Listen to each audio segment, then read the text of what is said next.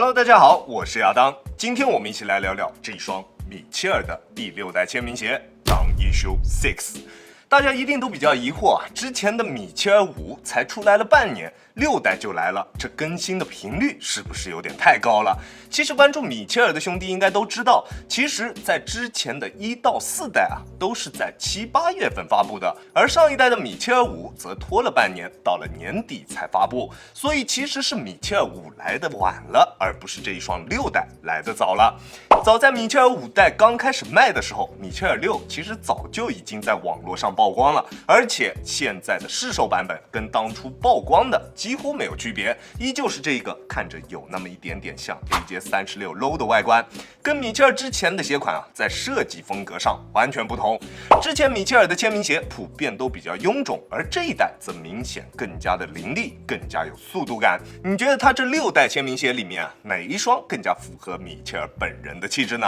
你又更加喜欢哪一代的外观呢？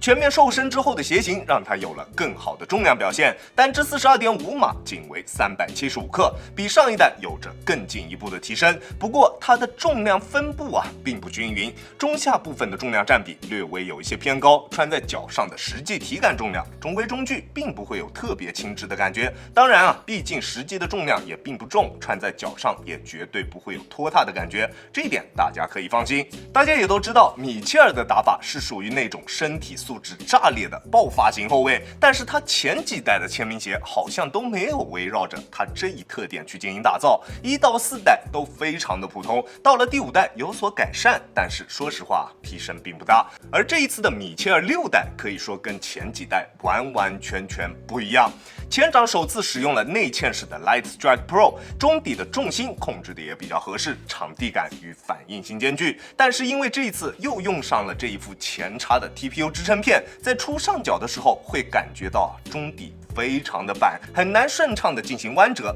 后跟还会有非常明显的掉跟感。但是在2场球左右的磨合时间之后，这些不好的感觉通通都会消失，不掉跟了，不板脚了。起初在磨合期间还会有明显的鞋带勒脚的这一情况，在磨合完之后也完全消失。从这一刻开始，这一双鞋才展现出了它的真实水平。在磨合完之后，它的鞋面以及中底都会出现非常明显的变化，中底会更加贴合我们的足底形态，鞋面也会变得更加柔软一些，更加贴合双脚，跟初上脚时的感觉判若两鞋。优秀的场地感加上出色的反应性，在突破时脚底下的感觉自然不会差，再加上它硬度不错的前插 TPU， 在发力蹬地的时候，脚底下的感觉非常直接，并且它中底的 Light Strike Pro 也能提供给我们一定的力反馈。对于比较依赖第一步爆发突破的球员来说，这种体验感非常棒，脚底下的感觉非常直接，而且它的大底抓地力也同样非常出色。这种散射的圆弧形纹路能够很好的保证每一个方向的抓地，而且它鞋头外侧的这一个区域，这上面的纹路方向明显就是针对后撤步设计的。对于有大量后撤步需求的球员，这双鞋的大底设计你一定会喜欢。而且它在有着出色抓地的同时，还有着非常出色的吸挥控制表现。我穿这一双鞋啊，最近在室内木地板上面打完球之后就没有进行过任何的清理，但是你看一下它的大底非常的干净，几乎没有什么灰尘，在实战的过程中只要不是踩到汗水，就完全不会出现打滑的现象，抓地表现非常棒。不过它的纹路啊还是略微有一些偏细，硬度也并不高，即使是塑胶场地啊，我估计也坚持不了太久，建议大家还是尽量只在室内的木地板上面使用，好吧？而出色的抓地力再加上它优秀的反应性，在发力蹬地的时候，脚底下的感觉非常直接，完全不会有任何泄力的感觉，并且圆弧形的外底依旧保留了下来，让它在拥有出色突破体验的同时，还能拥有出色的灵活性。变向比较多的兄弟们也不用担心，它的灵活性完全没有问题，往任何一个方向去做动作，它都不会有明显的阻力。而在磨合完成之后，它在中底方面提升最明显的一个地方，其实是它的中底过渡。在新鞋的状态下，它的中底过渡非常的生硬，特别板脚，但是磨合完之后就能明显感觉到它在前后掌的过渡方面面有着巨大的提升。不管是蓄力起跳还是正常跑动的时候，它的中底过渡都还不错。虽然没有达到我心目中丝滑的那一个档次，但是没有特别明显的断层感，还算是比较顺的。但是它在中底方面的小问题也并不少。首先就是它的后跟稳定性并不是特别出色，弧形的外底造型加上它偏窄的后跟宽度，而且它中底缓震材料的硬度也并不是特别高，在热开了之后形变的空间并不小，在后跟接触到地面的时候会感觉到后跟有一点晃，不是特别的稳定，这会让它的驾驭门槛有一定的上升。如果你的脚踝力量不够出色，那这一双鞋我不是特别推荐。第二点就是足弓支撑，虽然它在足弓处用了一块面积非常巨大并且硬度也非常高的 TPU， 但是它只起到了提升中底刚性的一个作用，双脚在鞋内几乎感觉不到足弓处的承托，甚至在做一些幅度较大的变向动作的时候，由于这一块 TPU 上翻的幅度做的实在是太高了，还会出现顶脚的情况。如果你跟我一样比较需要足弓支撑，那购买之后给它更换一副带有足弓支撑的鞋垫还是比较有必要的，不然穿它打完球双脚还是会比较疲惫的，好吧？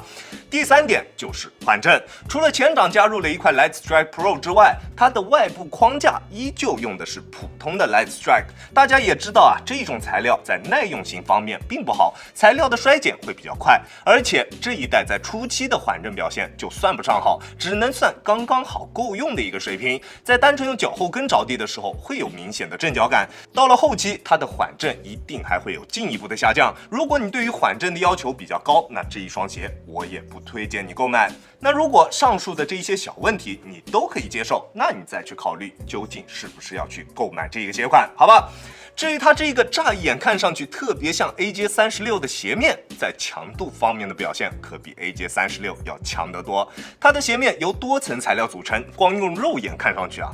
就起码得有个4层，硬度非常高，而且几乎不具备什么延展性。再加上它外侧有着中底橡胶的上翻，以及这个 TPU 材料的上翻，进一步提升了球鞋的侧向支撑。不管做什么动作，鞋面都可以很好的兜住我们的双脚。再加上它出色的中底刚性，不论什么强度的球局，它都可以轻松驾驭。即使你是职业球员，这双市售版的米切尔6也绝对可以满足你对于强度的需求。而且它在包裹和锁定方面也有着出色的表现，虽然它只用了5对鞋带孔，但是每一对鞋带孔都特别容易拉紧，并且中间几对鞋带孔都往中底做了延伸，拉紧鞋带之后，球鞋中段的包裹以及锁定都会得到大幅度的提升。而且得益于它这几对动态鞋带孔延伸至中底的部分都是用的比较宽的绑带，能够很好的将压力分散、均匀且舒适的锁住我们的双脚，完全不会有那种死紧的感觉，包裹感非常的舒适。再加上它宽度合适的鞋楦以及半掌内靴的设计，前掌的锁定表现也非常棒，完全不会出现双脚在鞋内位移的情况。它的包裹和锁定表现都非常出色，不过在磨合期里面